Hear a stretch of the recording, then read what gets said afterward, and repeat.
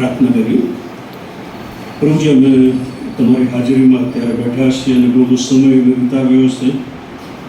પ્રભુ, અમે થોડો સમય તમારા વચનોમાં પણ વિતાવવા માંગીએ છીએ. ત્યારે અમારું બધું જ ધ્યાન તમારી તરફ કેન્દ્રિત કરવા માટે તમે અમને સહાય કરો કે જેથી તમારું વચન આજે અમારામાં કાર્ય કરે, અમારી સાથે વાત કરે અને વ્યવહારિક રીતે અમારા જીવનમાં અમે તેને મૂકી શકીએ. પ્રભુ ઈસુ ખ્રિસ્તના નામમાં માંગીએ છીએ. આમેન. અમે પ્રભુનો આભાર માનીએ છીએ તમારા સર્વને માટે અને જે પ્રેમ તમે અમારા પ્રત્યે દર્શાવ્યો છે એ માટે અમે તમારો ખાસ આભાર માનીએ છીએ. BBS ઇંગ્લિશના બાળકોએ જે પ્રોજેક્ટ બધું તૈયાર કર્યું છે એ પણ મૂકવામાં આવેલું છે. એ પણ કક્ષા છોડ્યા પછી તમે જોશો. સમય ઘણો તો વીતી ગયો છે, પણ થોડી મિનિટો આપણે પ્રભુના વચનોમાંથી જે વિષય તરફ આપણે ગયા રવિવારથી શરૂઆત કરી એમાં આગળ વધીએ. ગયા રવિવારે આપણે જોયું હતું કે ખ્રિસ્તી વ્યક્તિ અને નાણાં, કે નાણાં એ ઈશ્વરના છે, ઈશ્વરનું સગળું છે અને આપણે ફક્ત કારભારી છીએ. આપણે નાણાંના માલિક નથી. અને આજે ખ્રિસ્તી વ્યક્તિ અને આપવું, કે જેના સંબંધી શિક્ષણ બહુ ઓછું આપવામાં આવે છે. અપીલ કરવામાં આવતી હોય કે આપો આપો, પણ આપવા વિશેનું જે શિક્ષણ છે એ બહુ ઓછું આપવામાં આવતું હોય છે. એના તરફ આપણે દ્રષ્ટિ કરવા માંગીએ છીએ. જે શાસ્ત્ર ભાગ આપણી સમક્ષ વાંચવામાં આવ્યો, કોરિન્થીઓનો બીજો પત્ર, તેનો 8મો અધ્યાય અને પહેલી કલમથી જે લખવામાં આવેલું છે એ પાઉલ કોરિન્થની મંડળીને મકદોનિયાની મંડળીનું ઉદાહરણ આપે છે અને કહે છે કે મકદોનિયાની મંડળી પર થયેલી દેવની કૃપા અમે તમને જણાવીએ છીએ. અને પછી એ મંડળીએ જે આપ્યું, કેવી રીતે આપ્યું, શું આપ્યું, એના વિશે લખેલું છે. બીજી કલમમાં કહે છે કે વિપત્તિ તેઓની ભારે કસોટી થયા છતાં, તેઓના પુષ્કળ આનંદને લીધે, તેઓની ભારે દરિદ્રતા છતાં તેઓની ઉદારતા રૂપી સમૃદ્ધિ પુષ્કળ વધી ગઈ. વિપત્તિથી તેઓની ભારે કસોટી થયા છતાં મેં એ બધો અભ્યાસ કર્યો અને મેં બધું લખેલું છે, પણ સમય નથી એટલે એ વિશે હું કહેતો નથી. પરંતુ સતાવણી એમના પર થયેલી હતી. એમની પરિસ્થિતિ એવી હતી કે તેઓ આપી ન શકે, છતાં પણ એ લોકોએ આપ્યું. અને ત્યાં લખ્યું કે તેઓના પુષ્કળ આનંદને લીધે તથા તેઓની ભારે દરિદ્રતા છતાં તેઓની ઉદારતા રૂપી સમૃદ્ધિ પુષ્કળ વધી ગઈ. એટલે પરિસ્થિતિ એમની એવી નહોતી કે આપી શકે, છતાં પણ આપવાનો એમણે નિર્ણય કર્યો અને એમનો આનંદ વધી ગયો. અને પછી ત્રીજી કલમમાં લખ્યું છે, કેમ કે હું સાક્ષી પુરુષ છું કે યથાશક્તિ બલકે શક્તિ ઉપરાંત, યથાશક્તિ બલકે શક્તિ ઉપરાંત, એમની જે શક્તિ હતી કે જ્યારે યરુશલેમમાં જે સંતો હતા એમની જે જરૂરિયાત હતી એ માટે અપીલ કરવામાં આવી હતી. અને એ હતું કે એમની જે શક્તિ હતી એ 2 રૂપિયા આપવાની હતી, પણ એમણે 5 રૂપિયા આપ્યા. એમની શક્તિ 2 રૂપિયા આપવાની હતી, પણ એમણે 5 રૂપિયા આપ્યા. એટલે એમની શક્તિ ઉપરાંત એમણે આપ્યું. અને પછી લખ્યું પણ તેઓએ પોતાની યથાશક્તિ બલકે શક્તિ ઉપરાંત પણ તેઓએ પોતાની ખુશીથી આપ્યું અને આનંદથી આપ્યું. જ્યારે આપણે આપીએ છીએ ત્યારે ઈશ્વર જે આનંદ આપણને આપે છે બહુ અદ્ભુત અને અજાયબ જેવો હોય છે. તેઓએ પોતાની આ ઉદારતારૂપી કૃપા સ્વીકારીને જે સંતોની સેવા બજારમાં ભાગીદારપણું કબૂલ કરવાને ઘણી આજીજીથી અમારી વિનંતી કરી. એટલે કે જે લોકો દાન ઉઘરાવવાને માટે ગયા હતા એ લોકોએ જોયું કે મકદોનિયા લોકો તો બહુ ગરીબ છે, સતાવણી પણ થઈ રહી છે, એમના ઘરોમાં પણ કશું નથી. તો એમને શરમ લાગે કે આવા લોકોની પાસે જઈને અમારે દાન ઉઘરાવવું, આવા લોકોની પાસે જઈને અમારે અપીલ કરવી. પણ જ્યારે મકદોનિયા લોકોએ જોયું કે જે લોકો દાન લેવા માટે આવ્યા છે એ લોકો અમારી પાસે આવતા નથી, એમને સંકોચ થાય છે, તો એમની સામે એમને વિનંતી કરી કે તમે મહેરબાની કરી અમારી પાસે આવો અને અમારું દાન તમે સ્વીકારો. જે લોકો આવ્યા હતા એમને તો સંકોચ થતો હતો, પણ આ લોકો એમની સામે કહે છે કે તમે આવો અને અમારું દાન સ્વીકારો. અને 5મી કલમ, અને તે વળી જેમ અમે આશા રાખી હતી એમ નહીં, પણ તેઓએ પ્રથમ પ્રભુને દેવની ઈચ્છા પ્રમાણે અમને પણ પોતાને સોંપ્યા. એટલે કે પાઉલ કહે છે કે સૌથી પહેલાં એમણે પ્રભુને સોંપ્યા અને પછી અમને સોંપ્યા. વ્યક્તિ જ્યારે પ્રભુમાં જીવન જીવે છે અને પ્રભુ ઈસુ ખ્રિસ્તને પોતાના અંગત તારનાર તરીકે સ્વીકારે છે અને ઈશ્વર જે આપે છે એનો એને અહેસાસ થાય છે, ત્યારે એ નાણાં એના માટે ગૌ બની જાય છે. સૌથી પહેલી બાબત જે આપવા વિશે આપણે જોવા માંગીએ છીએ એ રવિવારનું દાન. રવિવારનું દાન એટલે કે હમણાં થોડી ક્ષણોમાં જે જાહેર કરવામાં આવશે અને તમે દાન થેલીમાં નાખશો એ બાઇબલ પણ એના વિશે આપણને ઘણું બધું જણાવે છે.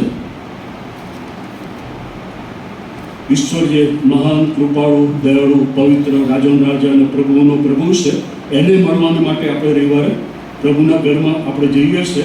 ત્યારે ઇસ્રાયેલ પ્રજાને જે આજ્ઞાઓ આપવામાં આવી હતી એ આ પ્રમાણે છે.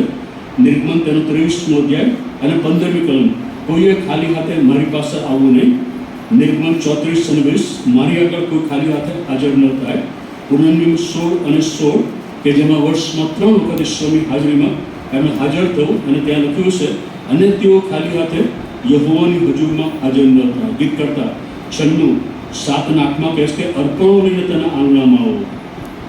જ્યારે આપણે પ્રભુની હાજરીમાં આવીએ છીએ ત્યારે ખાલી હાથે આપણે આવતા નથી, પણ અર્પણ લઈને આવીએ છીએ. ગીતશાસ્ત્ર 66 અને 13 કહે છે કે દહનાટું લઈને હું મંદિરમાં આવીશ. જ્યારે કોઈક મોટી વ્યક્તિને આપણે મળવા માટે જવાનું હોય તો કેવું બુકી લઈને આપણે એને મળવા માટે જઈએ? તમને એમ કહેવામાં આવ્યું હોય કે આપણા પ્રધાનમંત્રી નરેન્દ્ર મોદીને મળવા માટે તમારે આવવાનું, તમારું નામ પસંદ કરવામાં આવેલું છે, તમારે બુકે લઈને આવવાનું છે, તો કેવી રીતે તમે જશો? સરસ તૈયાર થઈને. અને કેવો બુકે તમે લઈ જાઓ? સસ્તો કે થોડા પૈસાવાળો, રૂપિયાવાળો? પણ સારામાં સારો બુકે લઈને તમે જશો, કારણ કે તમે વડાપ્રધાનને મળવાને માટે જાઓ છો. તો જ્યારે આપણે પ્રભુઓના પ્રભુ અને રાજાઓને રાજાને મળવાને માટે જઈએ છીએ ત્યારે આપણું અર્પણ કેવું હોય છે? આપણું અર્પણ તૈયાર કરીએ છીએ. આજે રવિવાર થયો અને અહીંથી આપણે છૂટીને જઈશું. એ જઈએ ત્યારથી જ આવતા રવિવારને માટે જે આપણું અર્પણ લાવવાનું છે એની શરૂઆત આપણે કરવાની છે, એને અલગ મૂકવાનું છે, એના માટે આપણે પ્રાર્થના કરવાની છે. અને અર્પણ કેવું હોવું જોઈએ? સારામાં સારું, એકદમ બેસ્ટ અર્પણ. દક્ષિણ ભારતની અંદર એક મિશનરી કાર્ય કરતા હતા અને એક દિવસ તેઓ બ્રિજ પરથી પસાર થતા હતા અને અમે જોયું કે એક બેન 2 બાળકોને લઈને ત્યાં ઊભી હતી અને જે એક બાળક હતું એને હાથમાં લીધું અને ઊંચું કર્યું અને મિસ્ત્રીને તરત જ ખબર પડી ગઈ, કારણ કે મેં ઘણી બધી વાર્તાઓ એ વિશે સાંભળી હતી. અને એ ત્યાં પહોંચે એ પહેલાં જ એ બેને એ બાળકને ઊંચું કર્યું તો એ નદીમાં ફેંકી દીધું. અને મિશનરી જ્યારે એ બેનની પાસે પહોંચ્યા અને પછી એમને પૂછ્યું કે તમે આ શું કર્યું? એટલે એમણે કહ્યું કે મારા બાળકને મેં નદી માતાને અર્પણ કર્યું છે. અને પછી મિશનરી બીજો પ્રશ્ન કર્યો કે તમે આજે 2 બાળકો તમારા હતા, એક બાળક માદું અને વિકલાંગ છે, એ બાળકને તમે કેમ ના ફેંકી દીધું? એને તમે કેમ પસંદ ના કર્યું? પણ સારું જે બાળક હતું એને તમે નદીમાં ફેંકી દીધું. એટલે એમણે કહ્યું કે જ્યારે મારી દેવીઓને આપવાનું હોય ત્યારે હું બેસ્ટમાં બેસ્ટ આપું છું, અને એટલા માટે મારું જે બાળક રોષપુષ્ટ હતું, સારું હતું, એ મેં નદી માતાને અર્પણ કર્યું. કેટલી બધી રીતે આપણે જાહેરાત કરી બની, પ્લાસ્ટિક લગાવેલી નોટો નાખશો નહીં, ફાટેલી નોટો નાખશો નહીં. જ્યારે પ્રભુના પ્રભુ અને રાજાઓનો રાજા જે આપણી સંભાળ લે, જે કાળજી લે છે, આપણી જરૂરિયાતો પૂરી પાડે છે, એને આપણે કેવું આપીએ છીએ? બેસ્ટમાં બેસ્ટ આપણે આપવાનું છે.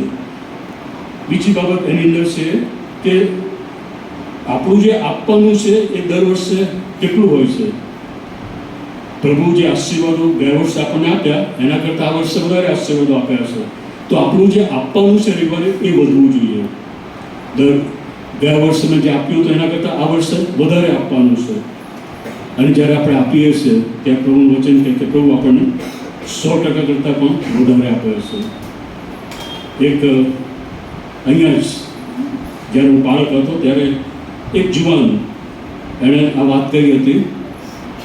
એણે પર્સ ખોલ્યું, દાનાપણની થેલી આવી ત્યારે, અને પછી એમાં એક નાની નોટ અને બીજી એક મોટી નોટ હતી. અને પછી એણે વિચાર કર્યો કે જો આ મોટી નોટ હું નાખીશ તો આજે મટન ખાવા નહીં મળે કે ચિકન ખાવા નહીં મળે. એટલે પછી જે નાની નોટ હતી એણે એ દાનની થેલીમાં નાખી. અને પછી તેઓ મટનની દુકાને ગયા, થેલી લીધી, બાઇક પર ગોઠવી મૂકી અને પછી ઘેર આવ્યા તો એ થેલી હતી જ નહીં. પછી એમને ખ્યાલ આવ્યો કે મારે જે મોટા મોટું એ ઈશ્વરને આપવાનું હતું, મેં આપ્યું ને એટલે ઈશ્વર એની રીતે એ લઈ લીધું. જ્યારે આપણે ઈશ્વરની હાજરીમાં આવીએ છીએ ત્યારે એ ઈશ્વરને મોટામાં મોટું જે છે એ જ આપણે આપવાનું છે. પ્રભુનું વચન તો આપણને એમ કહેશે કે ડાબો હાથ આપે તો જમણો હાથ જાણવો ન જોઈએ. પણ અમારા વિશે હું કહું તો તમને ઉત્તેજન પ્રાપ્ત થશે.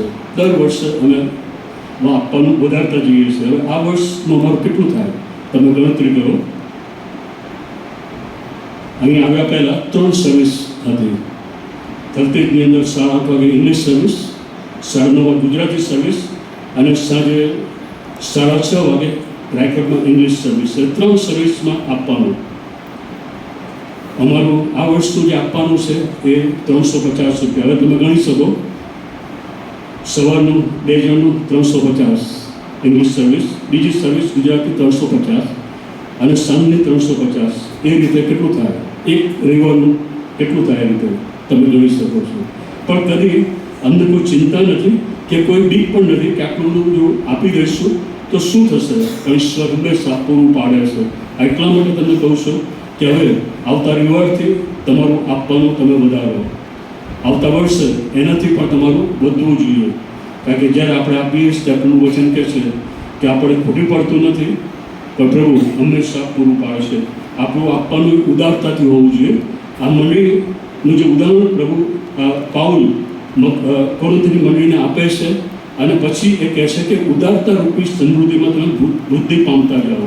જે આપણે વાંચ્યું ને ત્યાં પાઉલ ઘણી બધી બાબતો વિશે કહે છે કે તમે વિશ્વાસમાં, વાકચાતુર્યમાં, જ્ઞાનમાં, ઉત્કંઠામાં આ બધામાં વૃદ્ધિ પામ્યા છો, પણ હવે ઉદારતાની કૃપામાં પણ વૃદ્ધિ પામતા જાઓ. એટલે કે આપવાનું જે છે એમાં પણ વૃદ્ધિ પામતા જાઓ. રાજી ખુશીથી આપણે આપવાનું છે, આનંદથી આપવાનું છે. કચકચ કર્યા વગર કે બીક રાખ્યા વગર કે સંકોચ રાખ્યા વગર આનંદથી આપણે આપવાનું છે. કારણ કે આનંદથી આપનારને ઈશ્વર ચાહે છે. બીજું જે આપવાનું છે એ આભાર સ્તુતિનું દાન.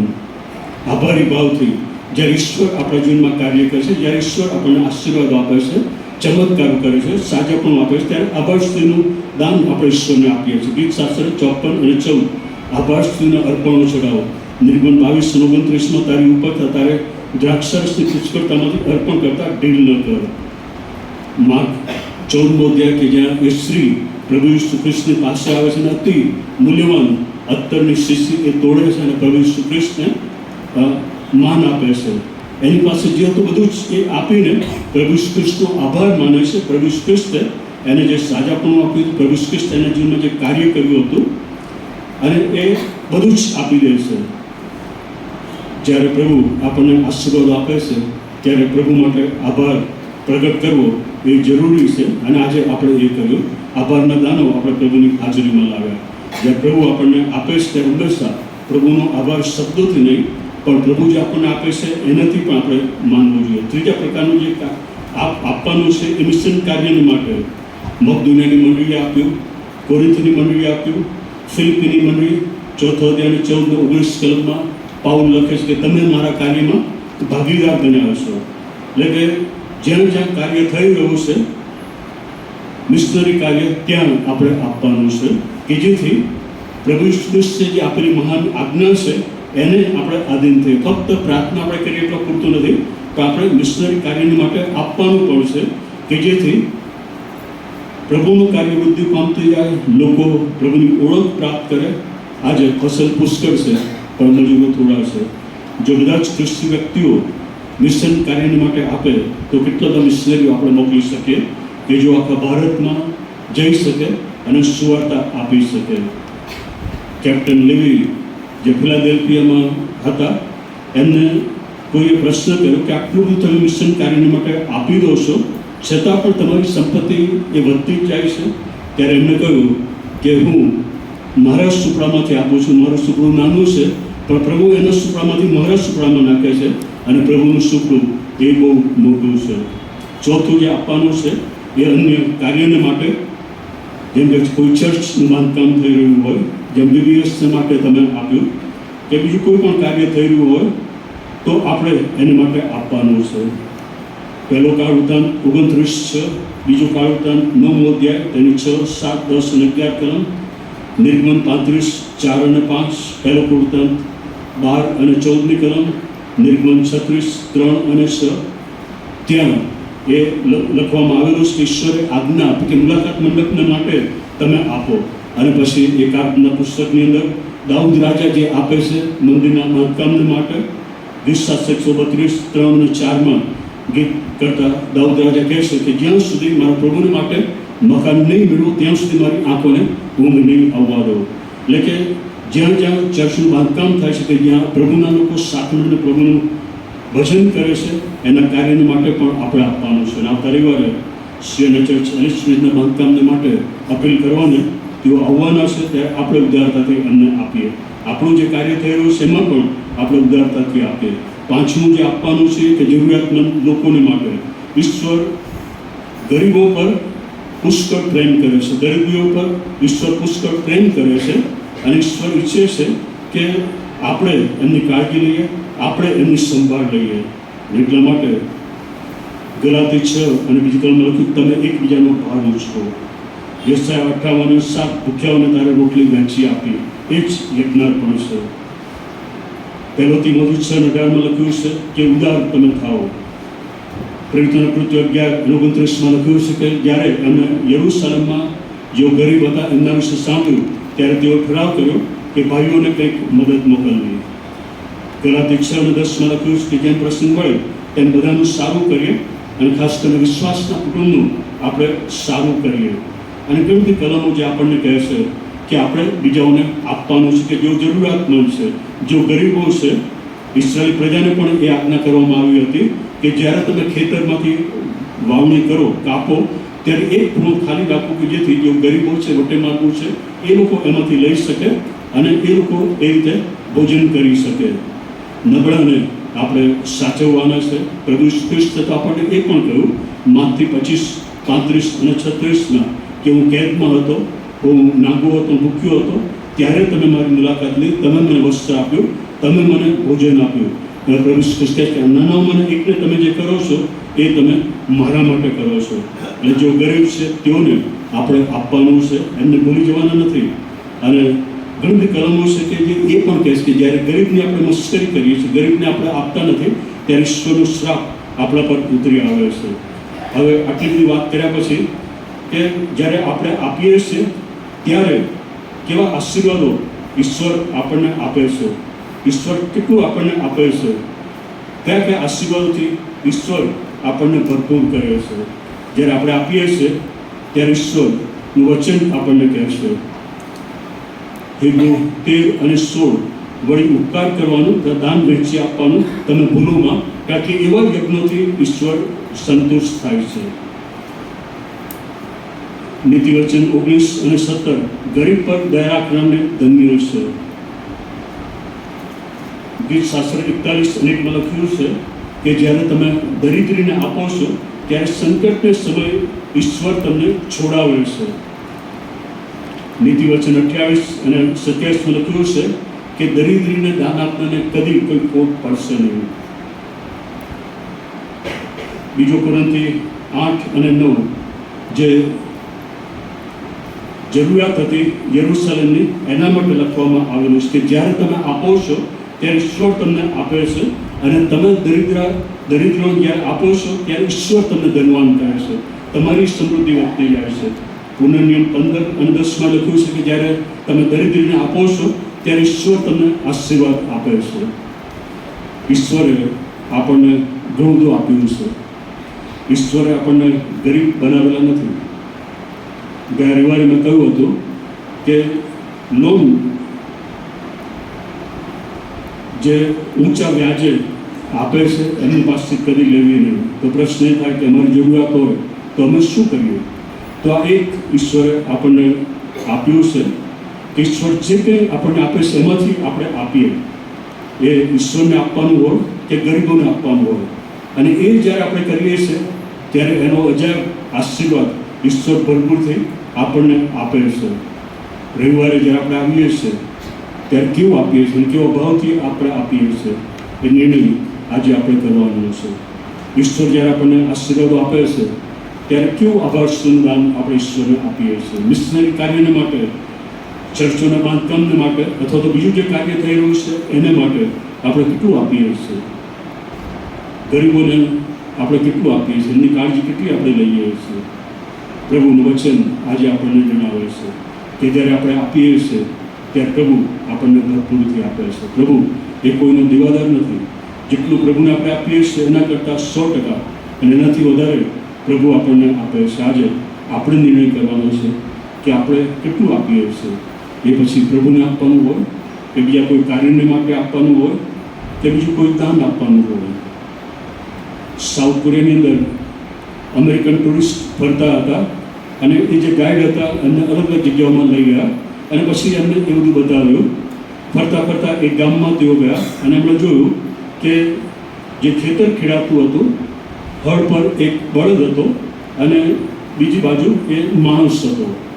એટલે અમેરિકન ટુરિસ્ટને જોઈને પ્રશ્ન થયો અને પછી એમને ગાઈડને પૂછ્યું કે શું આ ખેડૂત એટલો બધો ગરીબ છે કે બીજો બળદ પણ એની પાસે નથી? ત્યારે ગાઈડે એમને કહ્યું કે ના, એવું નથી. આ ખેડૂત ગરીબ છે એવું નથી, પણ જ્યારે એના દીવરના બાંધકામ વિશે એણે સાંભળ્યું ત્યારે એની પાસે બીજું કશું હતું નહીં, તો એક બળદ એણે વેચી દીધો અને પછી એ બળદ વેચીને જે નાણાં આવ્યા એ ચર્ચના બાંધકામમાં એણે આપ્યા. અને પછી મિશનને ખ્યાલ આવ્યો કે કેટલું સેક્રિફાઈસ, કેટલું બલિદાન એણે આપેલું છે. એક અમેરિકાની છોકરી કે જે ચર્ચમાં ગઈ પણ ત્યાં બેસવા માટે જગ્યા નહોતી અને એણે પાછા જવું પડ્યું અને પછી એ વિશે હું વિચાર કરતી હતી અને એની પાસે બીજું કશું જ હતું નહીં. 51 સેન્ટ એની પાસે હતા અને એ બીમાર હતી અને પછી એ જ્યારે મરણ પામી ત્યારે એના બિછાના નીચેથી એક ચિઠ્ઠી નીકળી. એણે લખ્યું કે ચર્ચના બાંધકામને માટે આ 51 સેન્ટ છે કે વધુને વધુ લોકો એ ચર્ચમાં બેસી શકે. અને પછી જ્યારે બીજાઓને ખબર પડી ત્યારે સમાચાર પત્રોમાં પણ આપવામાં આવ્યું અને પછી દાનનો પ્રવાહ ત્યાં વહેવા લાગ્યો અને મોટું ગૃહ મંદિર ત્યાં પ્રાપ્ત થઈ શક્યું. અને કહેવામાં આવ્યું કે આ 51 સેન્ટનું ચર્ચ છે, કારણ કે છોકરીએ શરૂઆત કરી અને બીજાઓએ આપ્યું. પ્રભુએ આપણને આજે પુષ્કળ આપ્યું છે, આપણે પ્રભુને કેટલું આપીએ છીએ, કેવી રીતે આપણે પ્રભુને આપીએ છીએ. દાન શબ્દ એ યોગ્ય નથી લાગતો. અર્પણ, પ્રભુની પાસે ઓફરિંગ, એ શબ્દ સારો છે. દાન એટલે કે જે ગરીબ હોય, ભિખારી હોય, એને તમે દાન આપો. આપણો પ્રભુ એ ભિખારી કે ગરીબ નથી, એની પાસે ભંડારો ભરેલા છે, આખી પૃથ્વી એની છે, સોનું રૂપું એ એનું છે. એ નથી ઈચ્છતો કે આપણે ગરીબ રહીએ કે આપણે કંગાલ અવસ્થામાં રહીએ. ઈચ્છે છે કે એના બાળકો તરીકે આપણે પણ સમૃદ્ધ બનીએ, આપણે પણ એના જેવા સમૃદ્ધ બનીએ અને આપતા રહીએ અને બીજાઓને પણ આપણે સમૃદ્ધ બનાવીએ. થોડી ક્ષણ આપણી આંખો બંધ કરીએ. આજે તમારા જીવનની પરિસ્થિતિ કેવી છે? આજે શું તમે એમ કહી શકો છો કે હું ગરીબ છું, હું કંગાલ અવસ્થામાં છું? કે પછી તમે એમ કહી શકો છો કે પ્રભુએ મને પુષ્કળ આપ્યું છે, મારી પાસે ઘર છે, 4 વ્હીલર છે, 2 વ્હીલર છે, મારા બાળકો સારી રીતે અભ્યાસ કર્યા છે, સારી જોબ છે, બધું જ પ્રભુ મને આપ્યું છે. અને જો પ્રભુએ આટલું બધું તમને આપ્યું હોય તો પ્રભુ પ્રત્યે એ આપવાનું કે આભારી ભાવ પ્રગટ કરવાનો, એમાં તમે કેટલું આપો છો? પ્રભુ એ પૈસાનો ભૂખ્યો નથી, પણ તમારા ભાવનો ભૂખ્યો છે, તમારા પ્રેમનો ભૂખ્યો છે કે મારા બાળકો મારા પ્રત્યે એ આભાર ભાવ વ્યક્ત કરે. આજે તમારો નિર્ણય શું છે? એ રહેવાનું, તમારું આપવાનું શું વૃદ્ધિ પામશે મિશનરી કાર્યને માટે કે પછી આભારના અર્પણો કે પછી એ ગરીબોની કાળજી લેવી?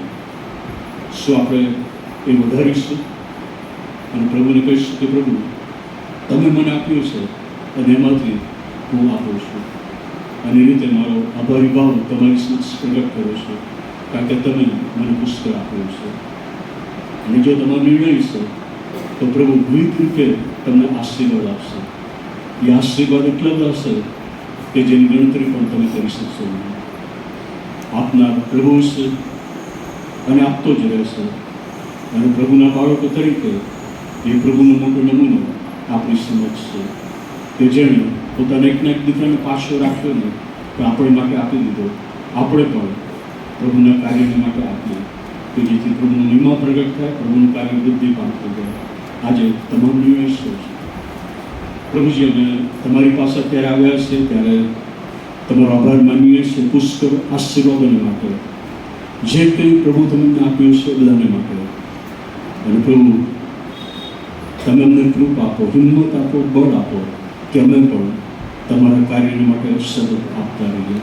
કારણ કે અમે જાણીએ છીએ કે જ્યારે અમે આપીએ છીએ ત્યારે અમે ગરીબ થઈ જતા નથી, કંગાલ અવસ્થામાં આવતા નથી, પણ વધુને વધુ તમે અમને આપતા રહો છો. પ્રભુ, અમારું આપવાનું વધતું જાય એવું તમે થવા દો. એ ઉદારતા રૂપી કૃપામાં અમે સતત વૃદ્ધિ પામતા જઈએ એવું તમે થવા દો. પ્રભુ ખ્રિસ્તના નામમાં માગીએ છીએ. આમેન.